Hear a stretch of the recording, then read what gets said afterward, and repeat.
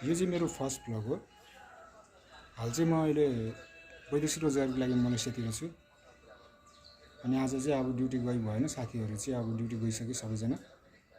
यसो हेरेको खानेपानी सकिरहेको रहेछ, अनि त्यही भएर अब खानेपानी लिनु जाँदैछु म। यहाँ चाहिँ मलेसियामा चाहिँ कस्तो रहेछ भने अब पर एउटा मिसिन हुन्छ, हाम्रो रुमदेखि चाहिँ अब 2 मिनट जति लाग्छ साइकलमा जानको लागि। अनि त्यहाँ चाहिँ अब मिसिनमा कोइन हाल्ने, यहाँ चाहिँ सेन्ट भन्छ, अनि हालेपछि 10 सेन्टको चाहिँ 2 लिटर आउँछ। यसको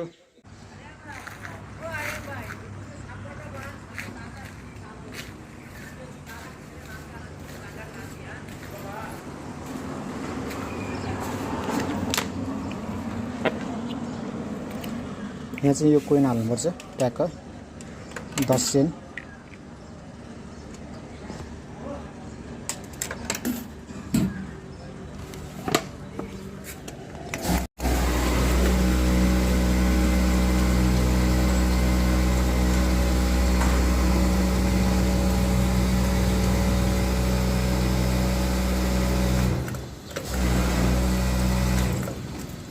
फाइनली खानेपानी 2 बोतल लिएर आएँ। अलिकति खानेपानीको चाहिँ अलिकति समस्या छ। फेरि नयाँ नयाँ भिडियो लिएर आउनेछु। हजुरहरूको दिन सफल रहोस्, शुभ रहोस्, अनि मलाई सपोर्ट पनि गर्नुहोला।